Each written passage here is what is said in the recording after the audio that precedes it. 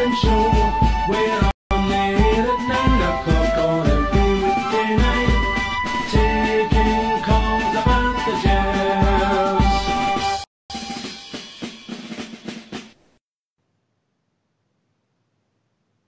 Hello, good evening and welcome to Rangers Radio. Join myself, Fox, here on the panel tonight is the one and only Bridgeman. And that legend that is Fox. Evening, gentlemen. Hello. Can I say a big good evening to the guys in the lobby, and a big good evening to all the boys in the forum there. And can I just say to all the Rangers fans all over the world listening to Rangers Radio here, good evening and welcome to Rangers Radio. Bridge, do you see that movie Fox was watching today? It was a cross between Cell Block H and the H blocks. How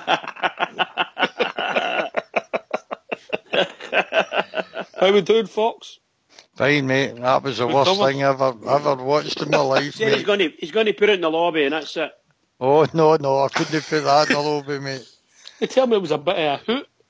Aye, a bit of a hoot wasn't the words for it, mate.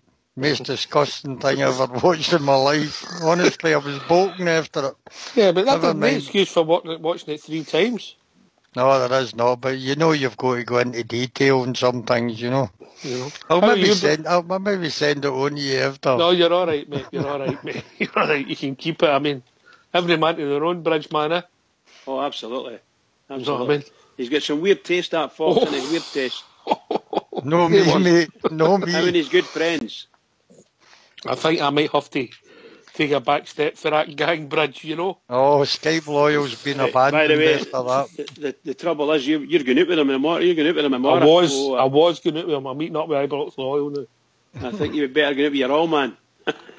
No, he's in the same gang as Fox, I think. Oh my God! Well, say no more. Anyway, how you feeling? There's a good omen, Fox. Blue car. Oh, that sounds really good, Pat. Sounds really good. Did you say it's a clubman you've got?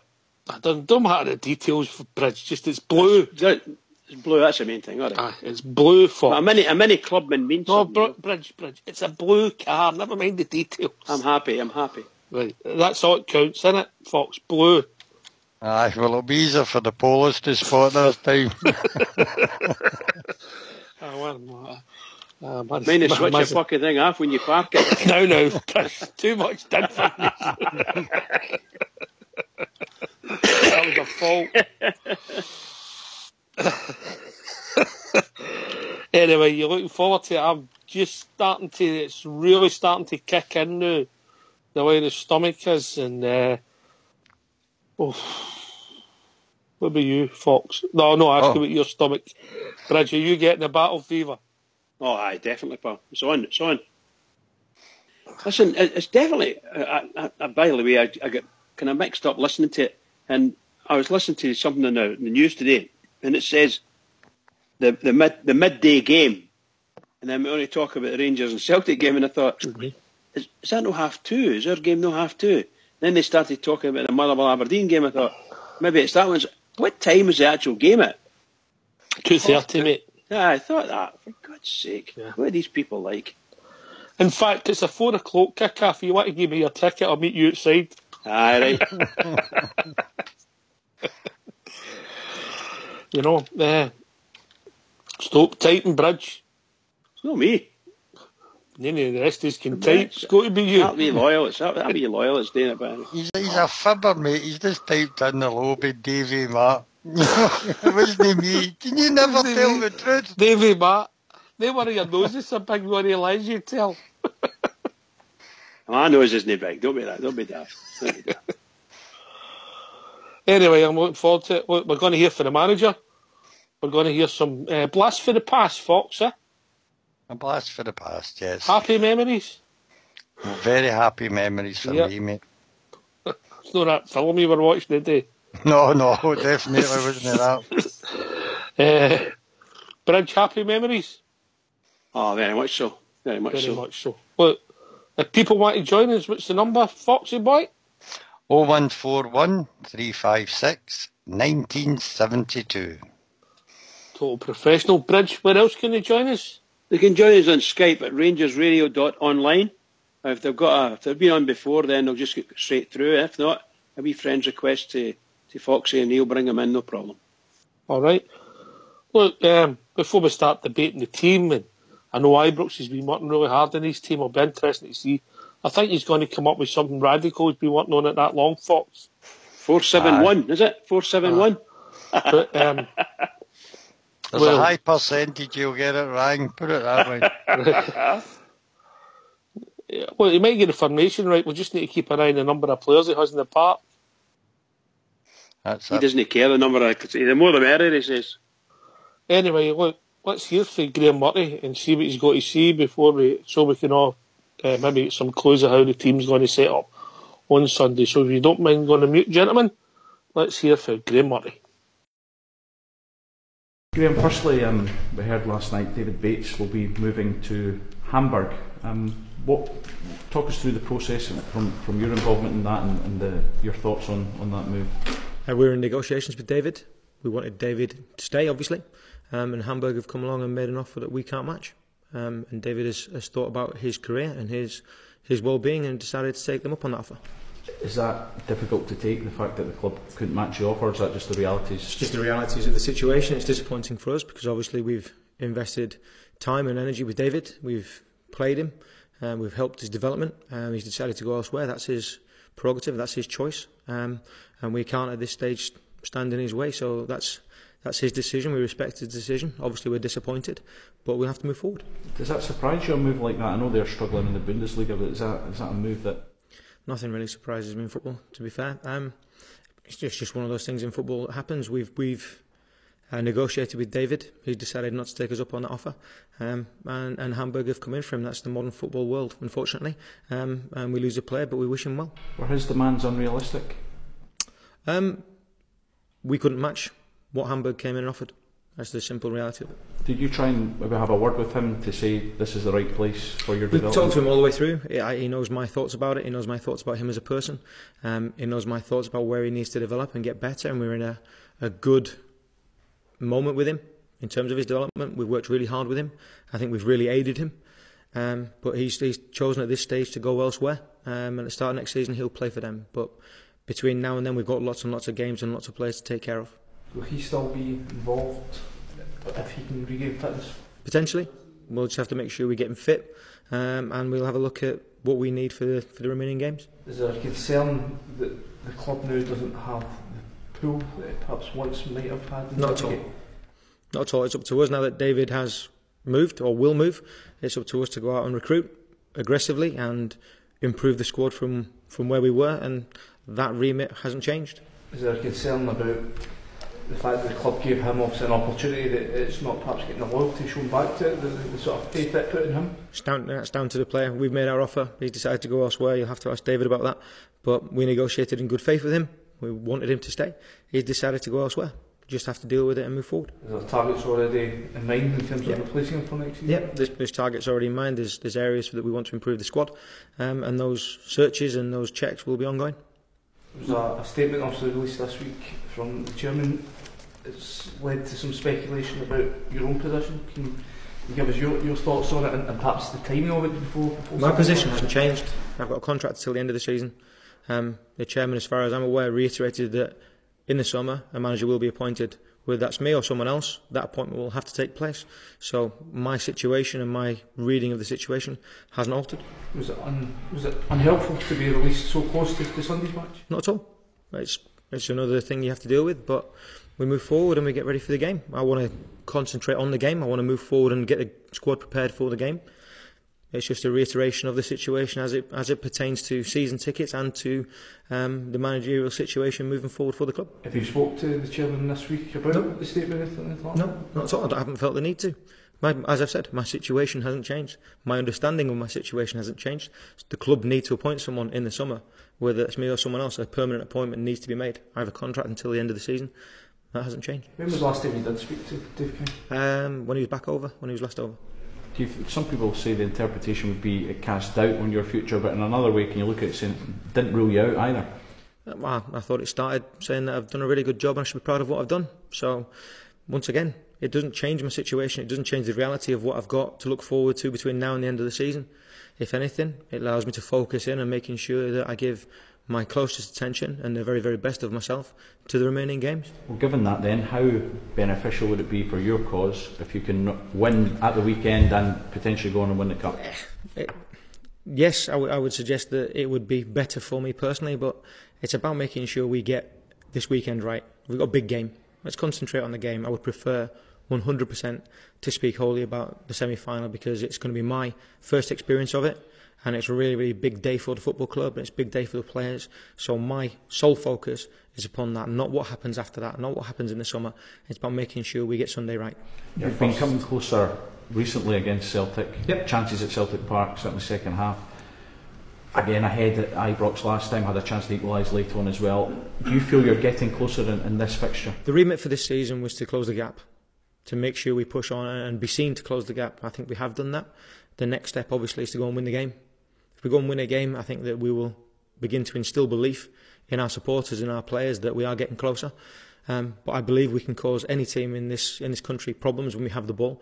It's about ensuring that we concentrate for the full 90 minutes and perform a complete game, both with and without the ball. If we do that, I believe we have the opportunity and the talent to go and win the game. So it's about making sure we get all of those factors right. How tough was it mentally losing last time around and also at Celtic Park not getting the win when you had chances? And is that a factor coming into the game as well? It's difficult, but I would prefer the boys to use that as energy and as motivation to go and take that next step, because I think once they do take that next step, that will release a lot of tension, will release a lot of pressure, and will allow them actually to see that the things that we're doing are improving their mentality and their psyche. But obviously winning the game is the ultimate for them in understanding that they can go and challenge. And when they do that, because I've no doubt that we will, that they can actually start to take that belief forward into the remaining games. You've shown that you're capable of scoring goals against Celtic. Is the emphasis more on making sure that you don't concede? It's kind of the emphasis in every game, I think. Scoring more goals than you concede, but it brings it into sharper relief because it's Hampden, it's a semi-final, there's a big prize of a final there. But we've shown that we can cause problems. We've shown that we will make chances and we can be clinical. But it's about making sure that, as I've said, we put a complete performance together at both ends of the pitch. I think if we're clinical in both boxes, we will have the opportunity to go and get a positive result. How much have you studied that 3-2 game at Ibrox coming into this one? You don't want to know how many times I've watched it.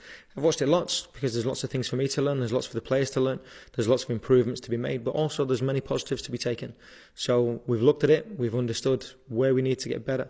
But I've always said that us in possession, I believe that we will cause teams problems.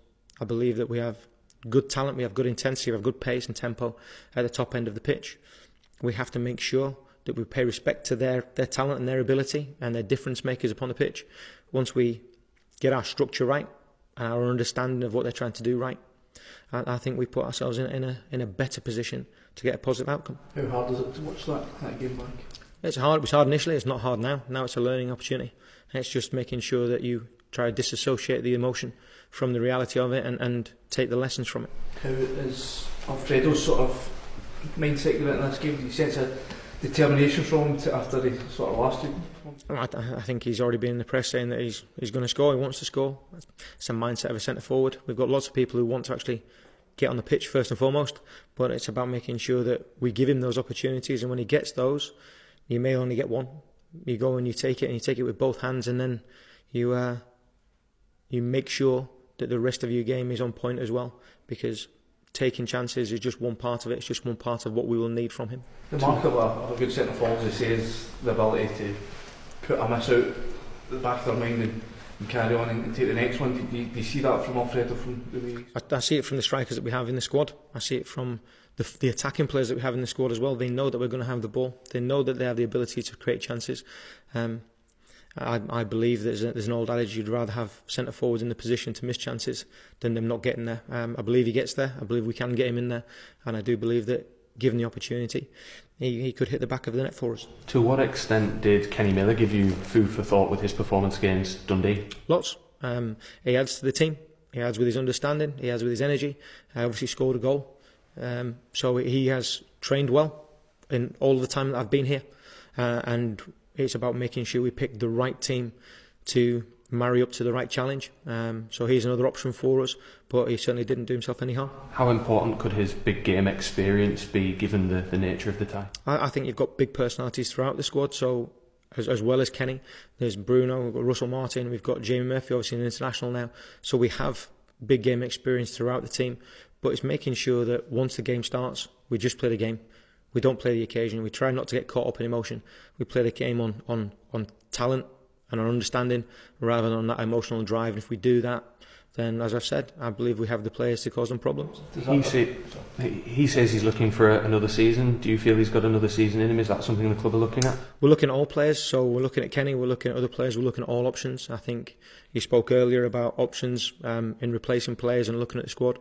We're looking throughout the squad to make sure that we have a squad next season capable of challenging at the top end of the league. You've often employed a huge amount of pace against Celtic. Is that something that you feel they're particularly vulnerable to? I believe in pace throughout the game. I believe particularly pace in defence is really, really hard to simulate in training. But as some of our guys went to see Man City Liverpool, and they were blown away by the athletic prowess of some of the players down there. The ability to deal with the ball at pace, at tempo, and the ability not only to go quickly, but to sustain and repeat that athletic prowess. I believe that pace in that regard is something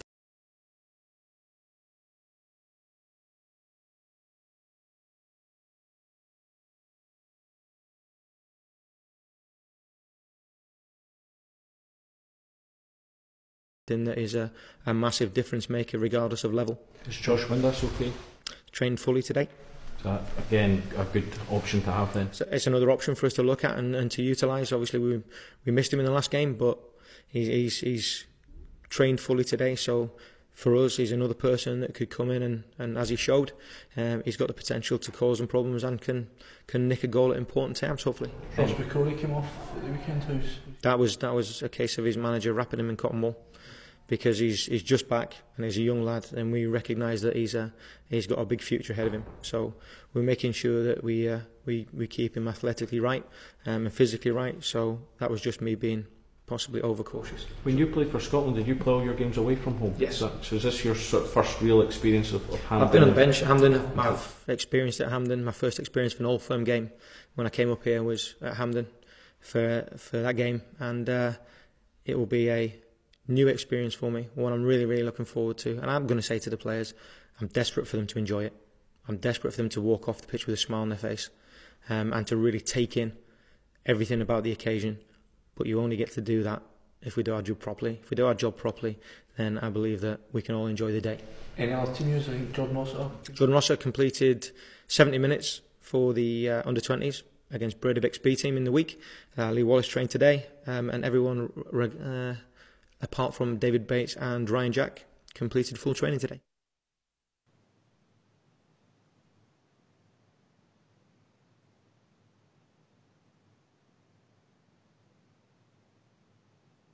Well, hello, Bridge. Hi, pal. Hello, I think we've been joined by Ibrox Loyal. Evening, Ibrox. Happy 40 sir, gentlemen. How you doing, mate? Doing well, mate. Yeah? Yeah. How you doing yourself, all right? Doing well, mate. You doing good? Doing good, mate, doing good. Good stuff. Well, Look forward to the game now. Battle fever's on, mate, battle fever's on. are you going over to the Loudon for it? I will be, mate, I will be indeed. Is that just first come, first served? It is, mate, it's no ticket, open for 11, mate, so a few of the East Ayrshire Loyal and that are going to be there as well, so looking forward to catching up with a few of the boys as well, so. Alright, okay. Open for 11, 12, 1, half 1 taxi. Ah, right, okay. Just thinking there aloud.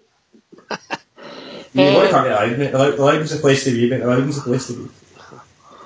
I'm a West End boy, then I'm you can dynamite, you can be at the West End. Well, I don't want to go into the Bates story. He wanted to go and play for somebody else. As far as I'm concerned, I don't know if you wanted, made him an offer. He didn't want it. He signed for somebody else, a few quid extra. He goes, well, that's it. Gone, we move on. What do you think, Ibrox? Aye, definitely, mate. As I say, if they want to be elsewhere, then that's the look out. But we're really interested in our team. Get a big, really important game. If you could probably say one of the most important games for a couple of years for your club. So I'm just concentrating on that, and players and recruitment will take care of itself in the summer, mate. So. Rich? I get disappointed with he's given them far too much information. He's too open with them. Try to give details like Hamburg. We couldn't match Hamburg's offer. You just say the boy accepted Hamburg's offer and that's it. You don't need to say anything about what we've offered, whether we've offered lower or not. Just that the boy's taking Hamburg's offer. That's done, finished. We don't need to answer these kind of questions because it makes us look cheap, If we answer these things, that's a fair comment. Maybe that's the inexperience coming through. Yeah, I think we've so. talked about before. He seems like a genuine bloke, honest bloke, but maybe too honest for his own good, Bridge. Well, you don't, if wherever possible, you don't just come out there and give them sort of detailed information like that, because that's all they're fishing for.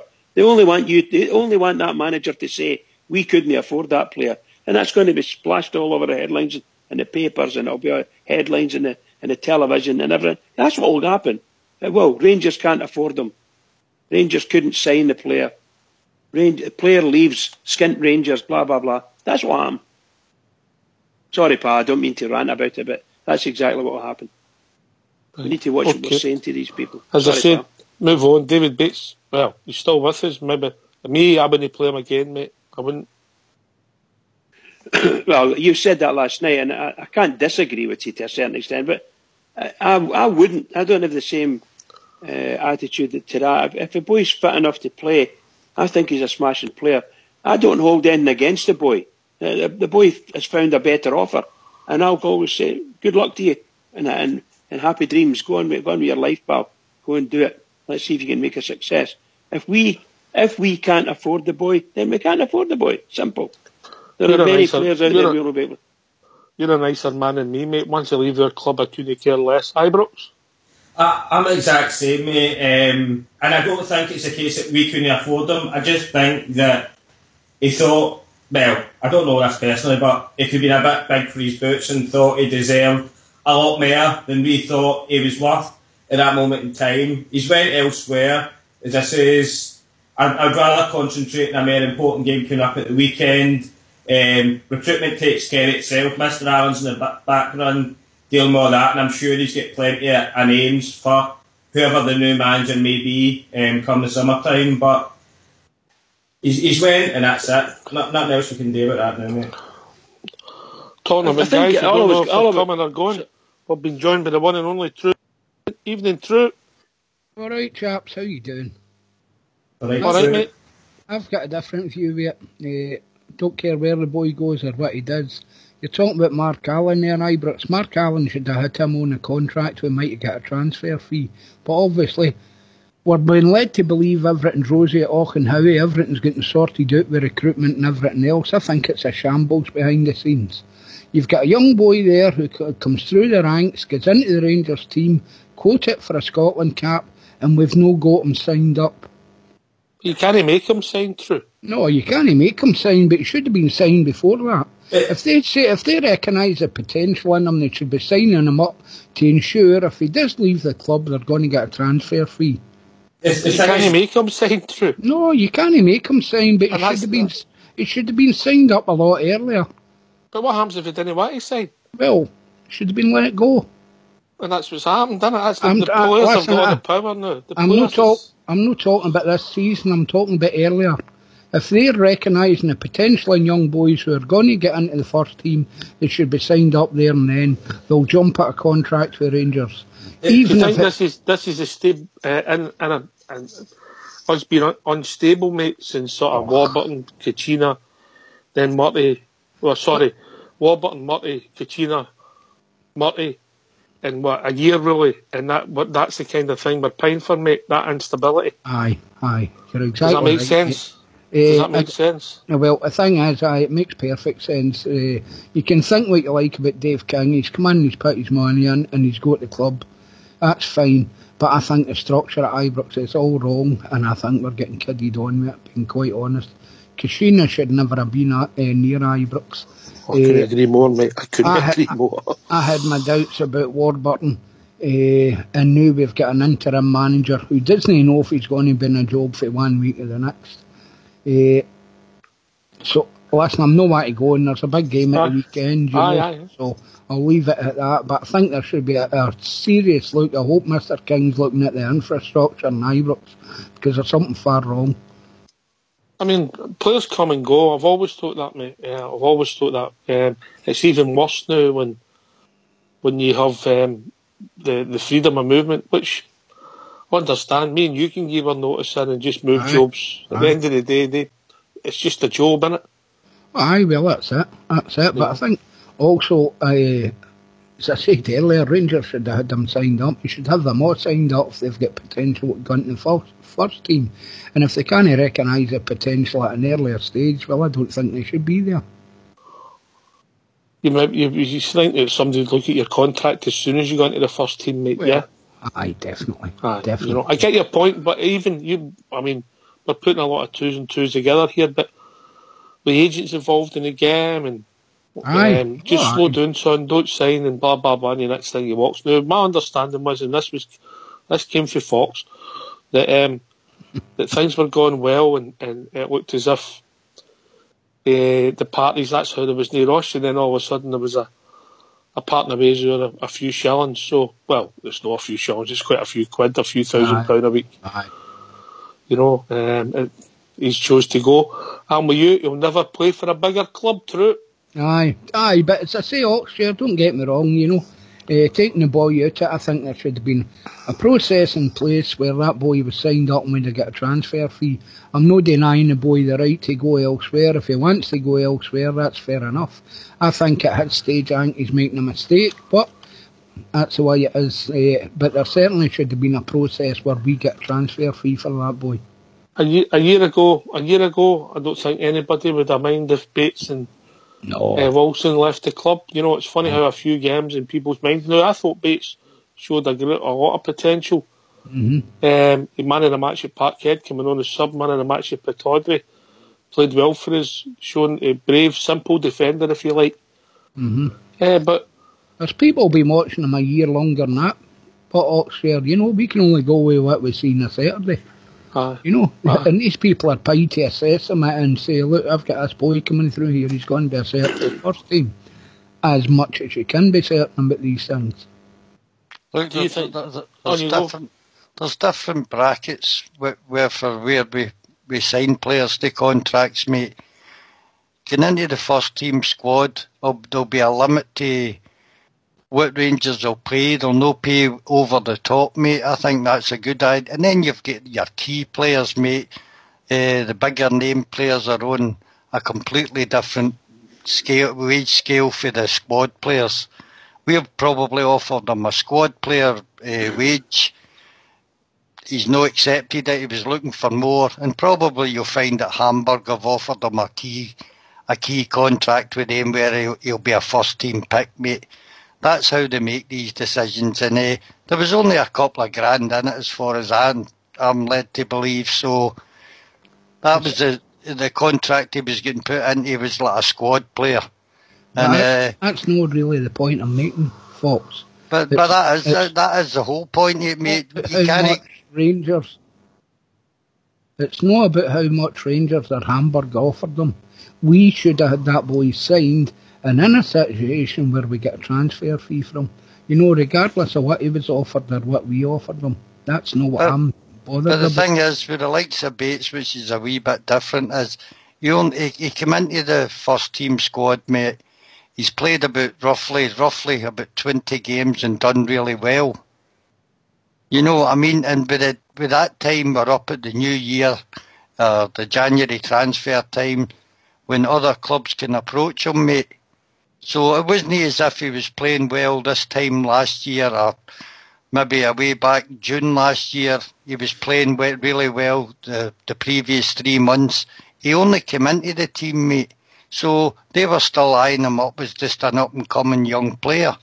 They didn't really get a chance to see his full potential and how good he would be when he did come in, mate. You can't just give a first-team contract to somebody that plays about 20 games, mate. It's just no done. Look, players come and go. I'm a different view for Bridge. He's no longer with our club. Well, he will only be shortly. Does he want to be there? you move on. He's not going to be in the Hall of Fame, true. You're putting the emphasis onto the player, and maybe you're right, maybe I'm wrong. I don't understand what the problem was with the club. As Foxy says, if there's a double standard, look, he's a key member of the first team, not first team squad, of the first team. And I don't understand, if I was him and I'm playing alongside people on twice or three times his salary, I'd want a rise in salary as well. So forgive me, that's just the way I think. I think maybe something like that's went on. And obviously Rangers have got a right to say, no, you're not worth it. And that's fine. It's not a problem. But we must wish the boy all the best and away you go. We might never know the reason for that. But for sure, the negative press in Scotland are going to make a big story out of that. The Rangers can't afford or couldn't afford to keep the boy. Outbid by a team getting relegated from the Bundesliga, all that nonsense. So all these stories will go on for a wee while. But the thing is, mate, he was on a kind of youth contract before that, and the wage that Rangers offered him was probably 3 times what he was on previously.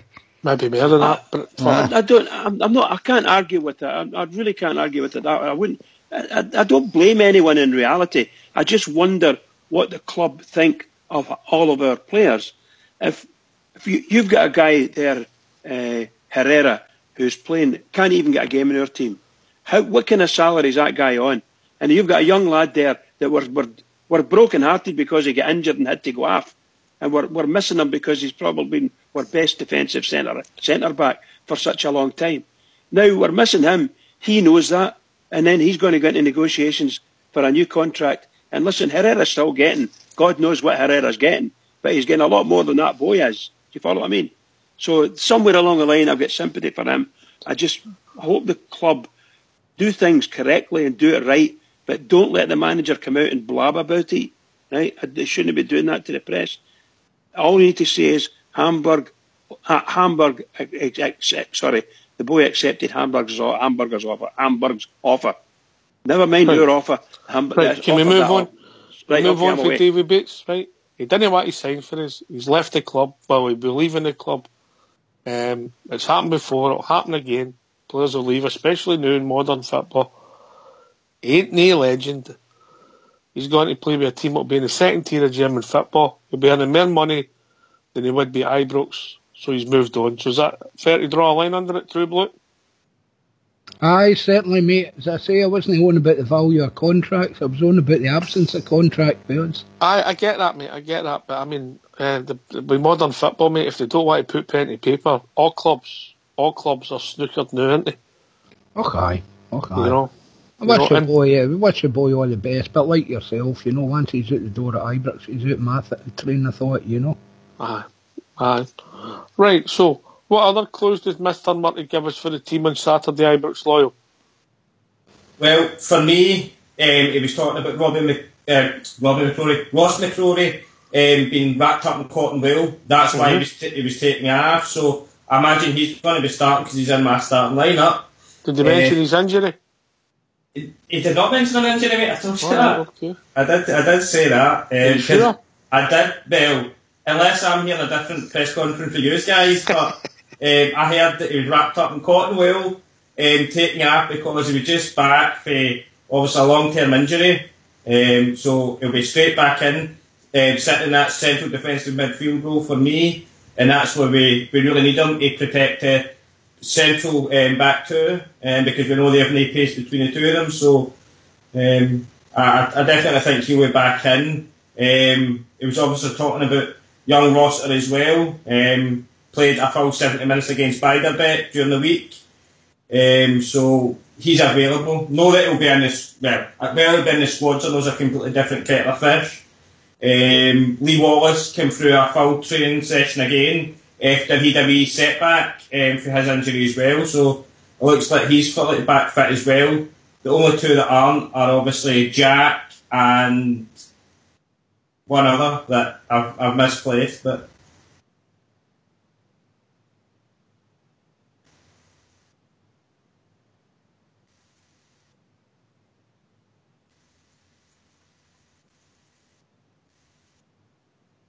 You there, Loyal? Hello? I'm still here, mate. I'm still here. Just Going to Anyway, tell us. anyway, we've Sorry, been joined somebody else who's quite partial to strawberry blonde hair. We've been joined by Big Ulster. How are we doing, big man? All right, Yeah, guys. Ulster. How are you? Yeah, you dyed that hair yet? No. I'll just go into the camera and say, look, I'm tall, red-haired. I'll just take his place. No problem. Play for free. Yeah. For how much? Free How of much? charge. No, how Free of much are you charge. going to pay? All right. I've got a couple of quid here in my pocket. Hold on. £2. Done deal. Anyway, what's on your mind, big man? No, I've been working away all day, so I haven't really heard. I just wanted to see if you knew any more about Martin, etc. The defence, the fit. Do we know any? Does any of you know? Sounded the way he was talking that the three players who played central defence are fit at the moment. Fox. He did. They also said Lee Wallace was fit as well, mate. Also took part in training, so we've got different options. I think the Soundies press conference, it'll be Alves and what do you call him? Martin, mate. That'll be at centre back. Oh, that's good. It would be a surprise if Lee Wallace made an appearance, wouldn't it? I think he'd be taking a chance, Fox. Aye, me too, You mate. know, he's been out that long. I think he'd be taking a right chance with him. Oh, when's he been out since August? August, I think. Oh, I don't know. Yeah, August. I can't see him. I can't even see him getting a strip. No, that's good. That's good. I'm glad to hear that because That's I'm good desperate that Lee to see. Wallace isn't getting a strip. Well, it's good news that Martin's back in training because I was hoping to see. Hopefully the manager obviously will have to wait to see for the team, but I'm hoping to see centre defence mid, which we've been missing. And I think we're going to need a good centre defence mid in that game. And now we've got that option with McCrory coming back, and if you've got your two centre backs fit in Martin and Alves, then for me, you have to play young McCrory in centre defence mid. And I think that'll help us in that game. I see that as well, mate. I think that's my best option with the players we've got available. Any more clues in there for you, Fox?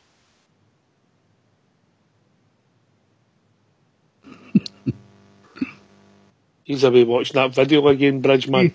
He's away for an hour. He'll be sick with it. What video is he watching? It was a cross it's- between it's- cell I'll block tell you H what. and the H blocks through block. True Blue, get in touch with Hoot. He'll give you a copy of it. Is it one of the scud pictures? I don't Oh, yeah. Fox said it's one of the best films he's ever watched. He thoroughly enjoyed it. Nee. Oh, it's no like you, True. Oh no, scud books and all that I've never been into, mate. He's a doer, he's It's not a not, watcher. it's not quite that, but it'll do. Absolutely brilliant, by the way. Is he left as your Fox? No, he's still No, there. no. I I was. see ya. Any more clues for Mr. Murty? I don't think Kenny Muller will start. That's more a bit I took out it, Do mate. you think Windass will start? He's I don't certainly been know. his favourite, hasn't he? He's It been was his just favourite. when he said in the press conference, the guy quizzed him on Kenny Miller's experience, and he said there's other experienced players on the side, so that kind of made me think that Kenny might not start tomorrow, mate. And I think if Kenny was starting, he'd maybe have done the other press conference. That's only my opinion. All right, okay. Who done the other press conference? Martin, mate. Martin.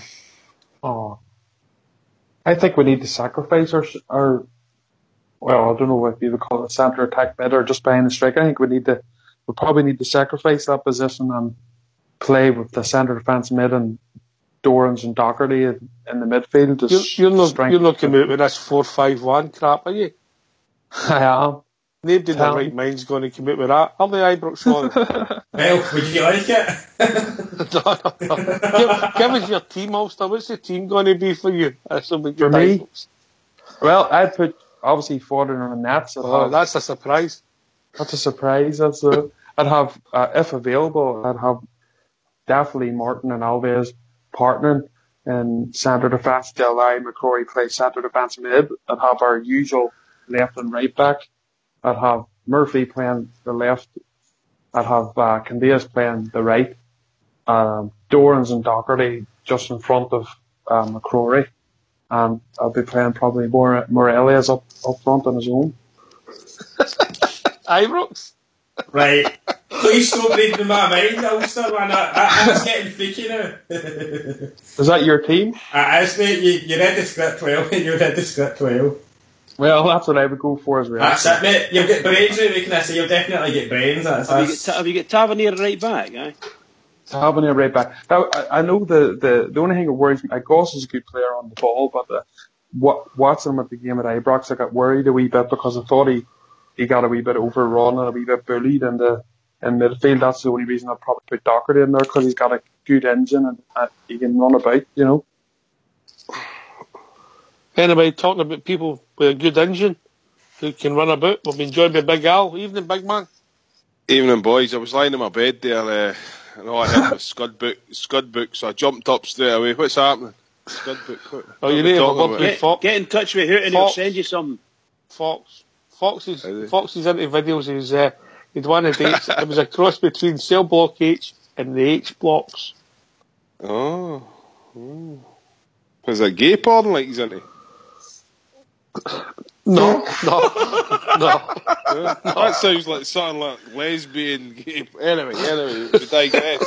Sorry, Pop. I know you're into the Australian truckers, outback truckers, but my God, no, he spelt that right, Al. He spelt it right. Anyway. Cell Block H and the H blocks. Yeah, you work that out, big man. Big Al, I'd like to hear Big Al's team. Yeah, Big Al, give us your team for Sunday. I gave you my team the other day there, and that's what Ibrox has copied. I think he has, mate. He's copied Ulster, he's copied you. You know. That is shocking. That is actually scandalous. So what he said to us earlier on, I've been working on this team all day. I know. He's a professional football player amongst us all as well, eh? Well, I've been caught worse, mate. I've been caught worse. Oh, Poppadom wrists, I'll tell you. I thought he was hard out the Loudon for dropping pints all over the place. Where have you been getting your information? Come on. Well, I'll tell you. Fox told me. Fox told us. He's never been a goalie. I said, how'd you work that out in the Loudon? He says, I threw him a packet of smoky bacon. You just seen him trying to catch it. I didn't like the smoky bacon though. He didn't catch it, that's because he's Muslim.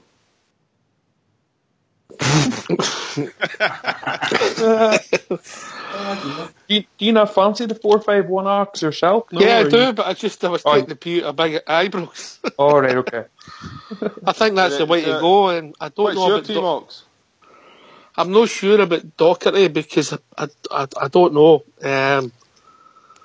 If you'd asked me 2 weeks or 3 weeks ago, I think Doherty, yeah, that was said, but I think he's hit the wall a wee bit, and obviously he had that illness last week. I appreciate his legs in there. I would go with McCrory, Dorans. Oh, that's it, isn't it? McCrory, Dorans. Yeah, but you've got to put one more in there. I'd go Halliday. Both are Goss, haven't you? Aye, Goss, Halliday, or Miller. There you go. That surprised me. Right, I'll go with. Oh no, I'm not going to say this. I'll go with Andy Halliday. Oh, but you're keeping everybody else in, Ox. Apart. Yeah. I mean, Maystate picks itself, doesn't it? Yeah, well, that's fair. So who are you dropping then? Miller. Doherty. Okay. Miller and Doherty. Doherty for McCrory in that position in midfield, and then. So Alves and Martin for you, the back. We've only got it's per many 2-3-3 in it. I'm happy. Yeah. What about you, Bridge? What about you? That's the only two you could pick. I think that young McCrory's a must to play the defensive mid role there. I would if he's fit, I would certainly play Doherty in as well. To be honest, I mean, I'd like Dorrans to sit up front a bit. I wouldn't play a second centre forward. I'd let Morelos do the business up top. And we need to attack them down the wings. Just do what we need to do. That's our strongest part of our game. Attack them down the wings. And let's see what we can do. But we need to be firm, both in defence and in the defensive mid area. Very firm. And that's why I would play Docherty and him. I think you had a good shout there when you said Andy Halliday, because Andy Halliday could do your turn as well, but then he could come off the bench. I don't know if he's 100%. I don't know if he's got legs enough for a 90 minutes against Celtic at Hampden, but he could do your turn coming off the bench. But most assuredly, we definitely. I think McCrory found his wee niche position as a defensive mid area, and I think that's what he should play. Pardon me. Not saying that the guy was bad when he played the centre half. He wasn't that bad, but... Fox? I've already told you all week, my three, mate. It would be Goss, McCrory and Dorrans would be my three in the middle. So there's one difference there. I've got Halliday for Goss. I wouldn't argue with Goss playing near him, mate, if I'm being honest, Well, I just think that we need a bit of creativity as well as strength in the midfield, and Goss gives you a bit of creativity, and so does Dorrans. I don't see Andy Halliday. I could see Andy Halliday being on the bench, but because he covers the left back as well, mate, so I think he'll be on the bench myself. See, I think all our creativity is on the wide, both your attacking fullbacks or wing backs, and Murphy and Candias. That's where most of our chances are created. And of course, Murphy's got that wonderful run when he comes in from the wing and has a shot. He's very good at that. Very good. But the thing is, see in this game, Bridge, we can't afford to have attacking fullbacks, I don't think, because they'll leave their three up front all the time, mate. They'll no track back. Forrest and if it's Sinclair on the other side, will stay in between the lines, between our defence, mate, and our midfield. So I don't want our Taverner and young John bombing forward, mate. If we've got a creative midfield as well as wide wingers, I don't think we need to commit the full-backs in this game. I think we've got to keep the door shut at the back, and they too have got to be on their game, mate, and no just venture forward for the sake of venturing forward and leaving us open at the back. Can I ask you a question, Fox? Yes. See if we keep a clean sheet, do we win the game? Yes. True blue? I think we're capable of getting a goal, mate, so if we keep a clean sheet, we win. True blue? Aye, I would hope so. But again, I would hope so. I don't have a great deal of confidence in our defence, being honest. And I would play Kenny Miller before I play Windass on Sunday. I think you'll get full shift out of Kenny Miller. And that sounds ridiculous for a guy his age when you make the comparison with Windass's age. Pretty frightening, really, isn't it? Aye, plus he's a talisman in that game and all, It could be. But we'll go to our defence expert, Bridge. We keep a clean sheet to be win the game. Well, you're going to have every chance you could, yes, absolutely. I'd have every confidence as long as we don't give away, crazy goals, from a defensive-minded person. Giving away crazy goals is the ultimate slap in the face for yourself. And we do it quite regularly, to be truthful. But it's very difficult to gauge it because it's number one, it's an old firm game, and they used to say that many moons ago. Only a fool would put a bet on an old firm game, because it could go anyway. Fox put 50 quid on it today. Is that right? Mm-hmm. Did he sell that video? Get the money? Might have done, mate. Might have done. Ulster. Yeah, one goal, we lose one goal. We lose one goal. Did we win the match? I don't know. we can win the match. We've already proved that with the last game we've scored 2 goals, so we can win the game if we only concede 1 or don't concede any. I think I'm confident enough that we can penetrate that team. I don't think they're very good, to be honest, in defence. I think we can definitely score a couple of goals against them. So I would say, yeah, if we can concede 0 or 1, then we can win the game. But everybody's going to have to. The defence is going to have to play and do their part. But for me, McCrory being in there is a big plus for our side that we were missing at the game at Ibrox. And in my opinion, at Ibrox, if you have McCrory in the team, I think that would have helped us, especially at the end when they got that goal. I think we would have maybe made it harder for that team to get that winning goal against us. It's crazy to say that. McCrory's such a young player, but maybe that just proves the quality that he's brought to the team, that he's so pivotal to us, in my opinion. Yeah, you've got to think of the team that the age of Willie Johnston, Willie Henderson, Eric Caldo, John Gregg. When they were at the team in the big games they played against. Derek Johnston. Those no goals, 1 goal, did we win the game? Well, what's critically important is everybody at Hampden on Sunday watches their back door, because you know what they're like. I see what you done there. Can I just say to Ulster, you've got a brilliant laugh, man. Thank you. Honestly, God, it's brilliant for radio. It's bang. There it's there. Lovely. It's not so good for the telly, but aye. You're going to give me I'll get a contract now. I'll say I've got a good laugh. Aye, and if they didn't give you any money, you can go to maybe a German radio station, I'm not 100% sure. We could score 2 goals, I think, and they could come back and score 3. I think we're shaky in defence.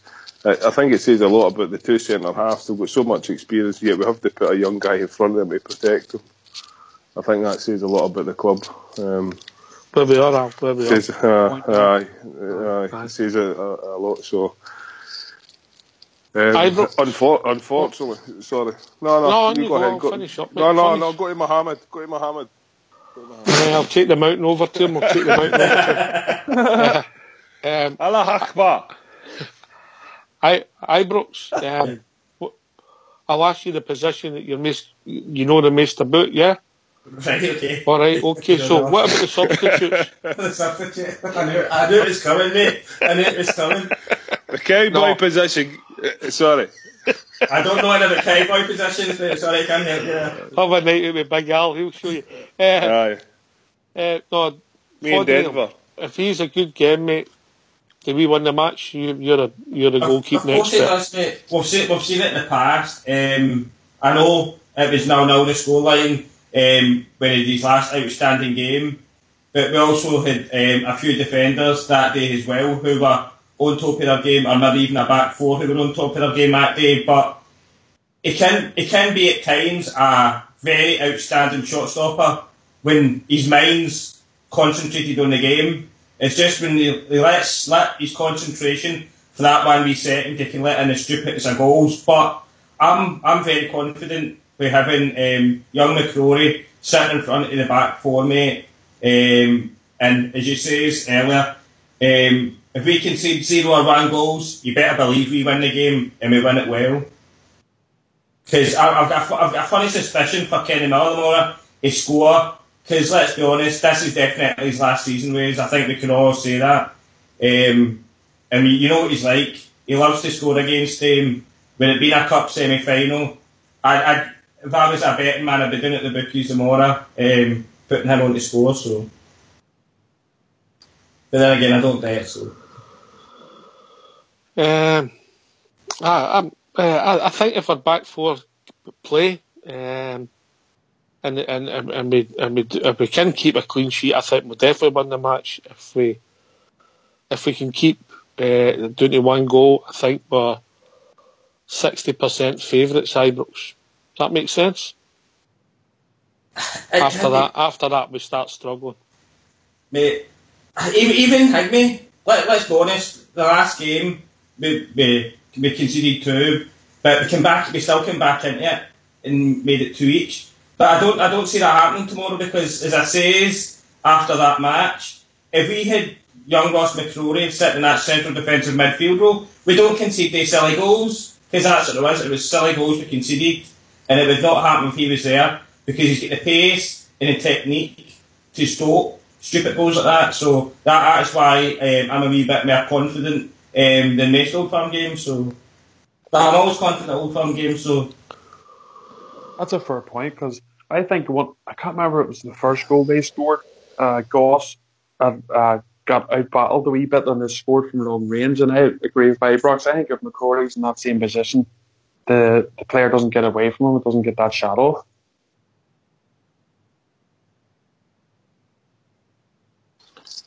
Spot on, mate. That was right in front of me, and Goss got out-muscled.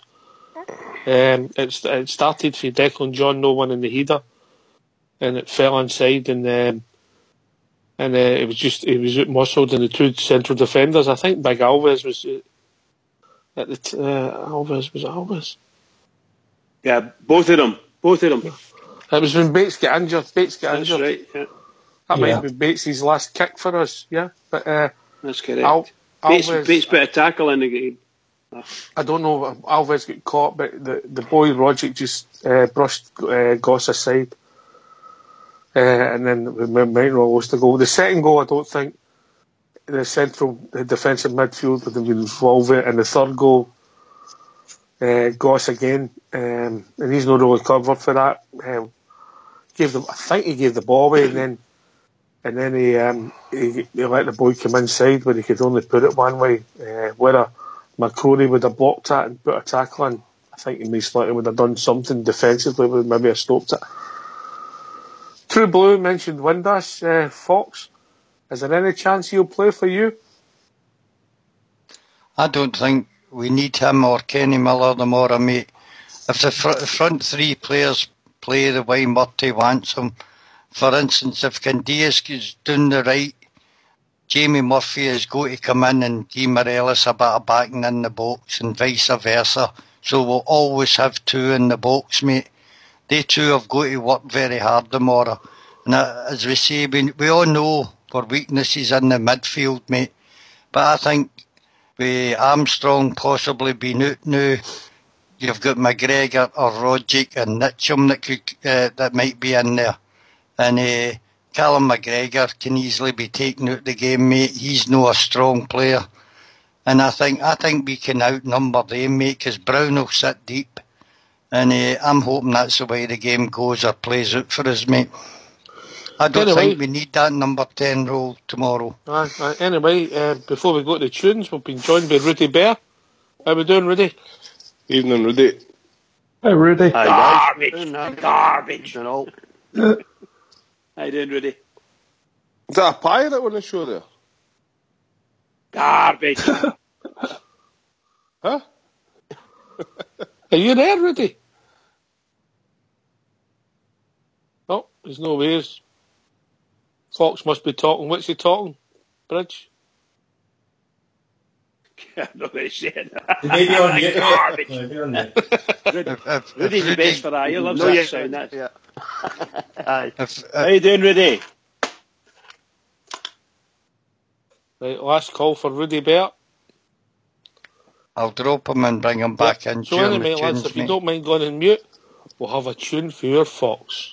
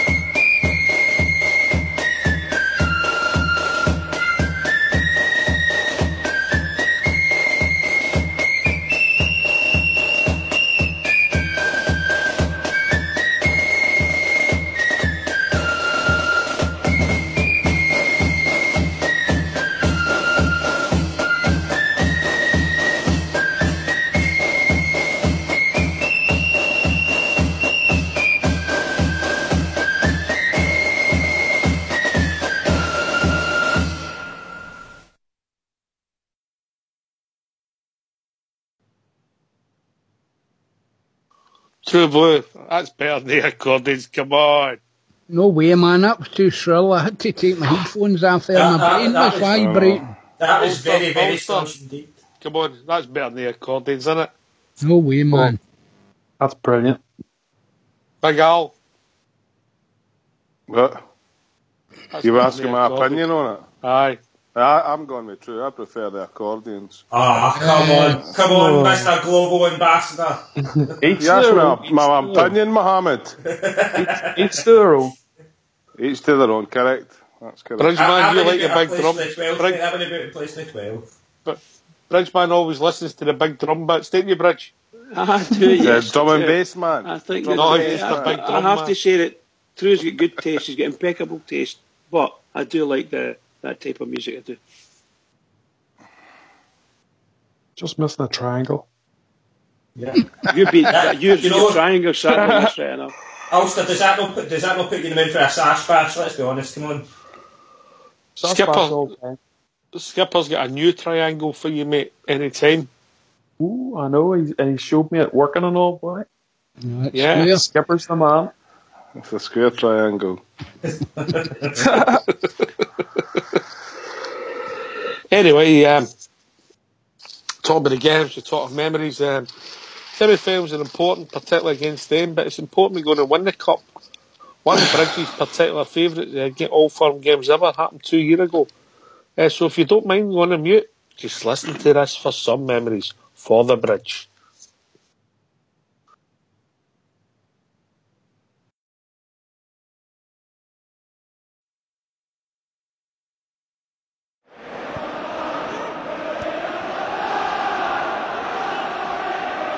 Wallace is ahead of Mackay again. Kenny Miller looking to latch up to this. He did. Some save from Craig Gordon. A big moment on Derby Day in Glasgow.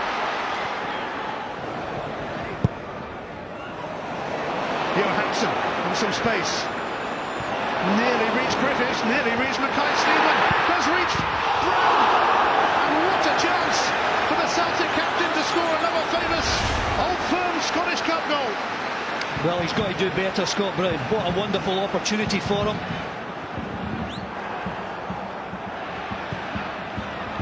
He found a way through to Kenny Miller. Rangers score first in this match that means so much to so many.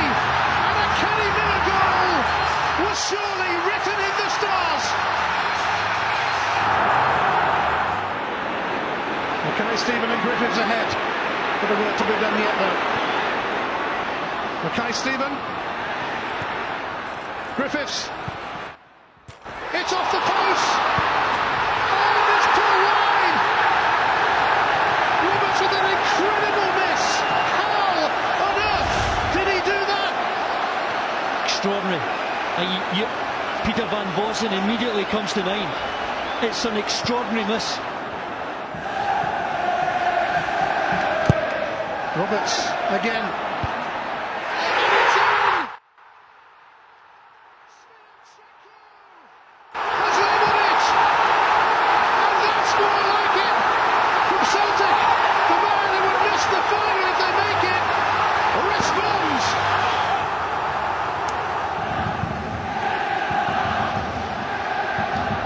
Opportunity here for Celtic to snatch the lead with a couple of minutes left in the 90.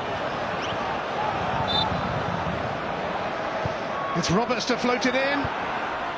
Beaton's header dropped just wide. That looked pretty close though.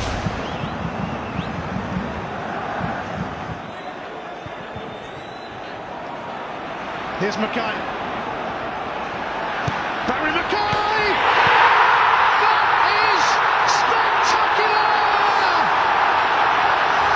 Rangers in the front again! 1 foot in the final! And they're on the brink of a notable Old Firm victory! Remarkable!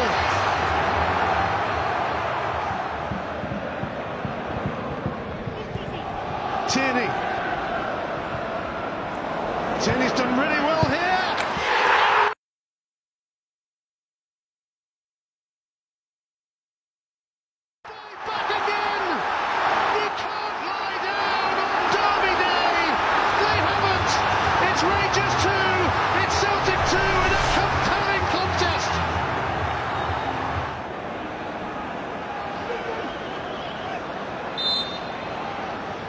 Griffiths steps forward. So nearly scored, and it bounced back off Fodringham. You don't get much closer than that. What a hit from Lee Griffiths. Andy Halliday, Craig Gordon keeping him waiting. It's Halliday, and it's a perfect penalty. It is Charlie Mulgrew. It is 1-1.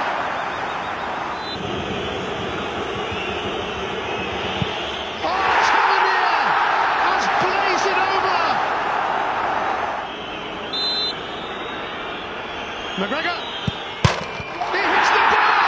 Would you believe this? Barry Mackay just about scores again at that end.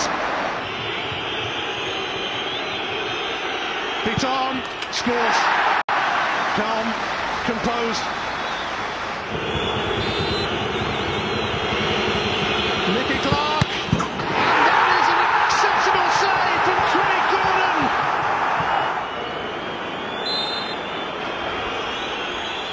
And Brown misses as well. Thundering in with a save. Lee Wallace scores superbly. Griffiths does score.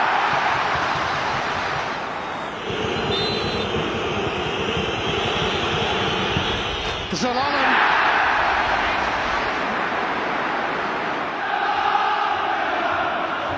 Lustig scores, and on we go. Nicky Law steps up, and he scores. Rogic, he's missed. Derby Day in Glasgow belongs to Rangers. They've beaten Celtic, and quite simply, there is no better feeling than that.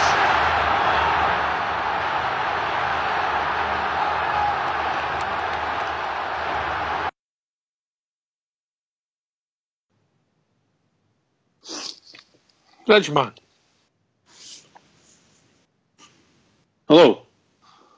Thoughts? Oh, hey. Brings back a lot of memories, that, eh? A lot of memories. That was one of the best. That's what killed Celtic. That's what lost their manager his job. That's how they ended up going and spending a lot of money and getting the tranny man in. Because we were absolutely magnificent that day.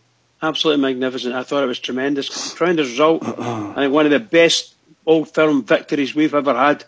Fantastic. Considering that was us just back up, you know, we're just coming out of a championship team at that time, you know. Fantastic. Brilliant it was. Brilliant. If only we'd done that when we played Hibs, that'd have made a big difference to us. Very happy. Oh, thanks for playing that. Thanks for playing that. You notice who missed it? Who missed two of the penalties for them?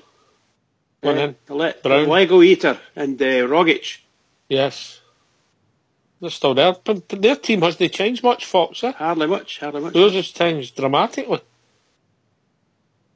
Can you leave me out just now, mate? I'm doing a wee bit technical. Could I come in there? Of course you can. On you go, mate. Aye. Griffiths missed a penalty, but it's went on to produce in the game since then. Rogic missed a penalty. He's went on in the games to since then. Griffiths never missed a penalty, mate. Aye, he scored. He scored. The first one, he missed the first one. No, McGregor, Brown and Rogic. Sorry, McGregor. Aye. Anyway, what I'm going to say is, they used that to project themselves forward. It should have been us using that as a launching pad to project ourselves forward, but we went backwards. We've went backwards since that day. Oh, I don't think my teams went backwards. We've got a better team than we had then, mate. But we never kicked in. We've not won the league and we've not beaten them since that day. I know that, but my team, we've got a better squad of players than we had that day. If you wanted to get through the team that day, it was a great performance. Ultimately, they showed when they came up with the Premier League, the boys that some of them couldn't cut it. But it was a fabulous day, fabulous memories. That's what but they kicked on, and that at the end of the day, that's the only thing that matters. No, that memory is gone. It's only a memory. They used that as a launching pad They be changed. successful. They changed their manager. Aye. Our manager. I think there was a partner of Wise. Ward Burton was our manager. No, Ward Burton was our manager, and he stayed on for half the next season, and then that's when all the problems for us started. But they spent a lot of money getting the tranny man, and he then brought in two or three players, and I think two of them actually never appeared. The one it was that guy who used to play with, was it Colo Touré? They brought him in. I'm not really worried about them. I'm trying to say to you what he... Yeah, I know, Bridge, but the thing with that, Bridge, and what I'm telling you is, they went forward, and you either agree or disagree. We've stagnated, or we didn't use that. We didn't use that how it should have been used. Ultimately, we failed out because we never won the cup. True Blue, great memories, but he's right. We didn't win the cup, and that's what it's all about. But we're talking about semi-finals, and we won it. Yeah. Aye. Well, that day was one. I had my youngest in with a few of his mates. One of them was on Rangers books at the time, and I had the projector out, so I had about a 10-foot screen on the wall, you know. And we watched it, and these boys were quite genteel. Well, some of them, my boys used to me. And I think they were a bit shocked by the exuberance in the language, you know. But an absolute Barry Mackay's goal, absolute classic, you know. I think the gods were ways that day. I think... they had some chances, mate. They had some chances. Aye, no doubt about it, mate. It was... when it came to the penalties, absolutely fantastic, you know. And what I love about it is when Roderick stepped up, the Bears were all singing, they were all belting out No Surrender or Derry's Walls or something. I loved that, I just loved that, you know. And then the reaction after the game was fantastic. I think a few of you boys were there that day, and it crossed my mind, I goes, they'll all be gone mental, you know. But for me, Rangers are a support, mate. Have I said that, you know what I mean? Players and managers and everything will come and go, you know, but Rangers support, brilliant, absolutely fantastic. But a great day it was. We were up against it, we were backs against the wall. And if you remember and all, Beaton scored the penalty. He was shouting about coming off the park at one point.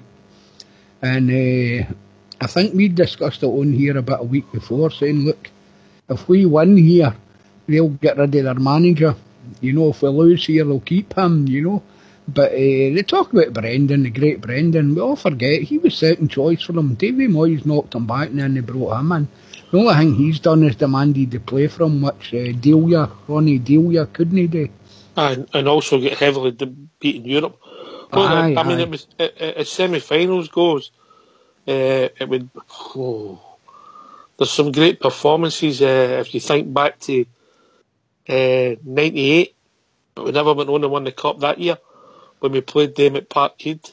I think Bridge was right in the context of that semi-final. You know, we're a championship team, you know, and done the business. You know, it was absolutely fantastic that day. It really was, you know. I'm hoping for a similar performance on Sunday, you know. I don't care if they pummel us. As long as we get more goals than them, I'll be delighted. True. Yeah.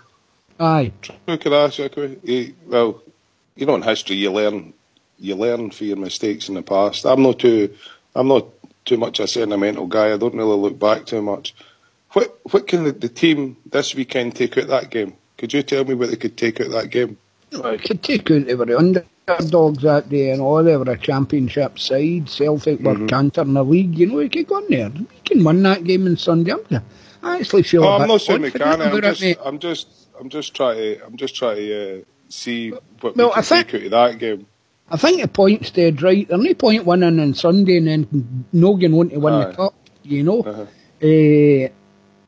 But I think for a lot of us, I think if we're honest, you know, winning on Sunday is more important, you know. I think it sends a message out to them as well, mate. But in taking out the game, the previous game, I know what you're saying, we took them away, you know. That's what I'm talking about. You've got that game. I don't think that can be used in any way for this game. But I think we have to look back at the game at Ibrox when they beat us with 10 men. Well, that's that. And that's an important game, saying, look guys, how does the manager combat this? How do the players combat? How has he changed their mentality from 2-3 weeks ago, running up into this game this week? You think about it, Al. I said it the other night. We've got to be clinical. Soon we get a chance, we've got to take it. You think of the message Morelos said, you know. That's what I'm thinking about as well. Aye, that can't be done. A manager can't compensate for that, mate. If you've got a guy on there with an open goal in front of him and he misses, any manager on the planet will do about that. But do you go into the game then true with blind faith in him, knowing that there's a good chance he's going to miss him, or do you maybe just say he's not playing in this game and I'm going to put Miller in and just play Miller up front himself? I would go for Morelos, being honest, because I think I don't think they're that great at the back, being honest, mate. I think that big boy is a mug, being quite honest. I'd like to see them putting somebody on him and just running at him constantly. You know? I really would.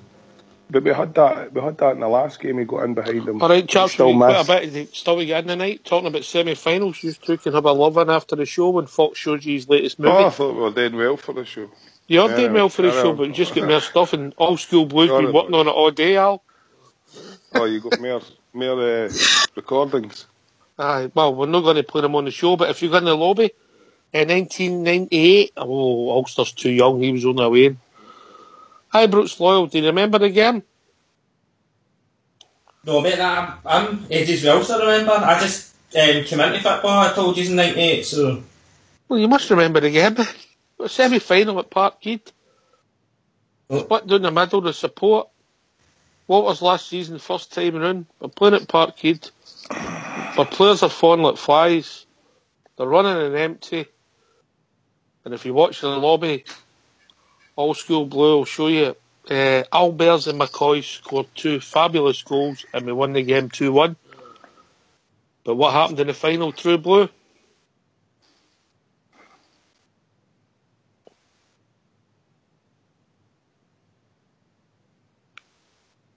Oh, lost True. What happened in the final, Bridge?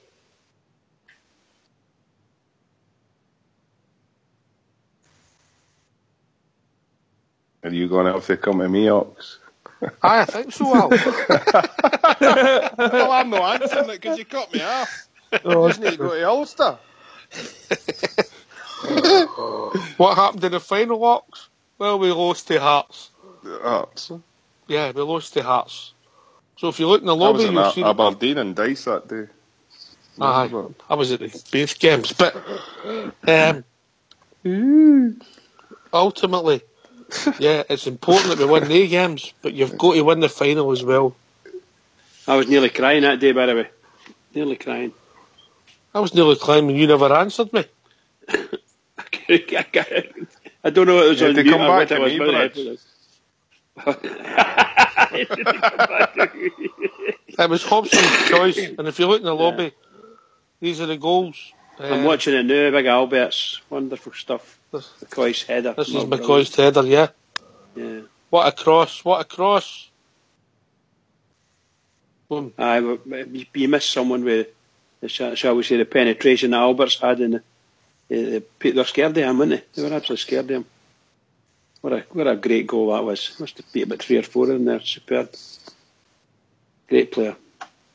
Yep. Hope we can play like that tomorrow.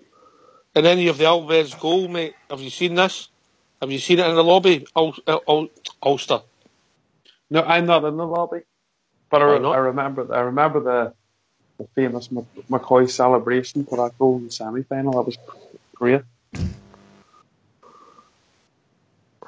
Did you see that goal, Ibrox Loyal? I did, it was class, aye. The hammer. The hammer has found a slammer yet again. Just kept it was always class, mate. It was always class. It was goals like that, or it was his free kicks. It's just sheer power in his shots, mate. Very, very. There wouldn't be very many keepers that would get to a lot of his shots. So very skillful player as well. Aye. Very skillful player. The last time Parkhead emptied as quick as that was the open night with Jim Torbett, True Blue. Yeah. Aye. The Avon woman was in the crowd. Big George, he could bury them, couldn't he? He'd time to smoke a fag there before after he sold that dummy to that defender, mate. I thought you were talking about me there, Fox. I just threw a full packet in and kept my empty packet. I take it away and dig it out. True Blues always gets time for a bag before or after. The George Albert story, and he was telling you when he was still back in Germany before he came out here, he nearly gave up football at one point. Because I think he was in the amateur ranks before he get picked up with one of the professional teams there in Germany. Just before he came to us, he was about to get all up and become a full-time motor mechanic. I think you can see it still on YouTube. I think the video and that is still on YouTube if you want to get a watch. It's a great story. Great story. Was it Hamburg he was with? Hamburg, yeah.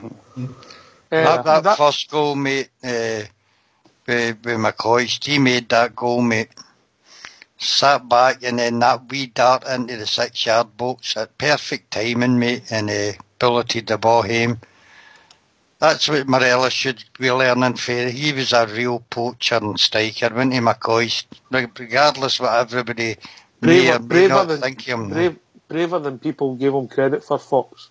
It was his timing and getting there to the ball, mate, was absolutely fantastic. And that goal just shows you at his best, mate.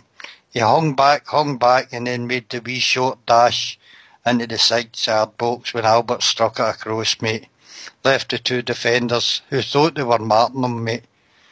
Left him stunning, mate. Great header and all. He's actually quite fearless, McCoist. Aye. I thought he was quite fearless. He put his head in, his foot in. A lot of folk might not have done it. He knew where the ball was, of course, most of the time. He knew where the ball was.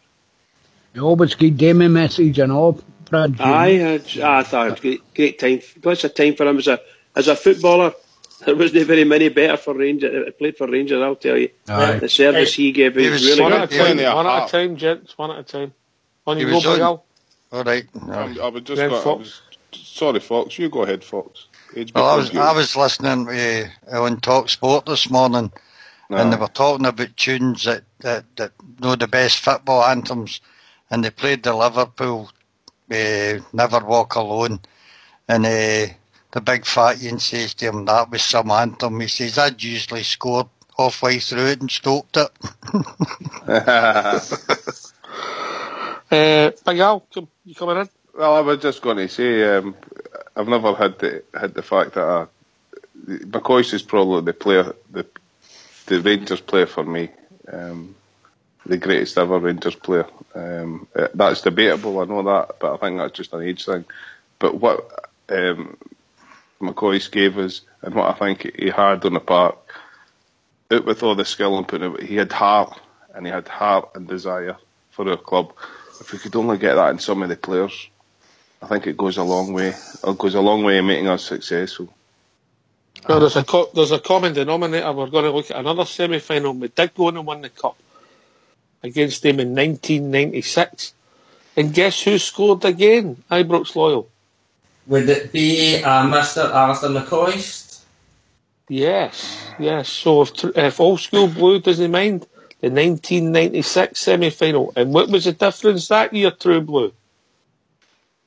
We won it. Was that the game Davy Robertson gets sent off in the first? No, you're 4 year out, True Blue. Read the script, brother. All right, okay. All right, it's in the post. Fox sends you every day. 1994, that was. 1992, that was 4 years. We're going to come to that one. Fox wrote it really small on a bit of lave paper, like they do in the jails. No, he likes it on the back of a fag paper. A fag you know paper. What I mean? Oh, a fag paper. Oh, he's a real deal, man. He's a CIA agent. Cool. And then that way you can slip it under the cubicle to True Blue. I thought you were going to say he slips up a pigeon's bum, and then that goes back to True Blue's loft. True Blue reads it. Fox never thought of that. Right. That's how I said my messages. 1996, somebody else that was showing them in particular. Well, I think it was Laudrup scored the goal and McCoist, and we went on to the Laudrup Cup final against Hearts. That team was in its pomp then. Bridgman. Yes, indeed it was. I think that the service we got from people like Alberts and Laudrup were just second to none. It was a wonderful team and how we could play football. My God, we could play football. great players in that team. That's my memories of it. Just great. Happy times, Rangers fans. Happy times. I wish we could get them times back again, or some get Was something back. that the final when Hearts won? 1998 was the final that Hearts won. Was it 1996? Well, if you're going to come on here, at least do a bit of homework, Ibrox Loyola. No. Right, there's McCoy scoring the goal. 1996, the first goal. Fox. The poacher there again, the timing, the movement. Great ball with McCall inside. Laudrup touch. Davy Robertson. And who's there to tap it in the net? Foxy boy. Are you there, Fox? I don't like when he does this. I think he says he was having some technical difficulties now. Who's there to tap it in the net? The second goal for me was a great goal and showed the class of Laudrup. He's burst through. Technique and just a wee lob out of the goalie. See, the goalkeeper actually took him out as well. Yes. Great day. I think that was Easter weekend. I disappeared for a long weekend. True Blue, Laudrup, McCoist. Listen, mate, I was going to make the point there where the likes of Alan McCoist, he played with some players. It's a striker. A striker's very much like a goalkeeper. You're only as good as the players that run about you, feeding you or making sure you're covered, you know, in the goalkeeper's case, you know. But McCoy's played with some fantastic players and all. He played in great Rangers teams. I had to get 30 a season, I think. But fantastic stuff. Laudrup as well, you know, the big occasions. It was always there, you know. The days will return for us anyway. I'm positive. What I keep telling my wee granddaughter, you've got to take the bad results, darling, to appreciate the good ones, you know. But as I say, you know, he played in some really good Rangers teams, you know, that created a hell of a lot of chances for a striker, you know. Striker's dream playing in teams like that. Ibrox Loyal, did you enjoy their 2 goals? I did, mate. They were very good indeed. I've seen McCoy's one many times, mate.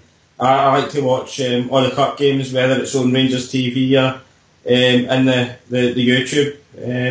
Very good goals, mate. As True Blues just says there, you look at some of the players that played alongside him, whether it was players like Laudrup or Mark Kate like that, he'd always plenty of creativity there, and he just had to be the poacher that he was and the great finisher that he was. He tucked them away. He doesn't get 300 plus goals for not having any service for some great players and his team alongside him. So the second goal was made by Gordon Dury, who went on to score a hat-trick in the final while. Was that your era? That must be running about your era, was it? If I start to watch the Bears. Oh no, that's well into my era. Aye. Was it? Aye. 96? 96, 97, 98, aye, I remember. I was a disco biscuit era, man. That was top. Talking about discos. Anybody sees Butterbean dancing in the lobby with that pink shirt on, I remember him with that same pink shirt on dancing in cinders, but that's just a personal thing. McCoy's never played that in the final, but did he? No, he was he was on the bench, got injured, and Durant come onto the bench, mate. And Durant was in hospitality. There's a story for you. Durant was in hospitality, and they went and got him.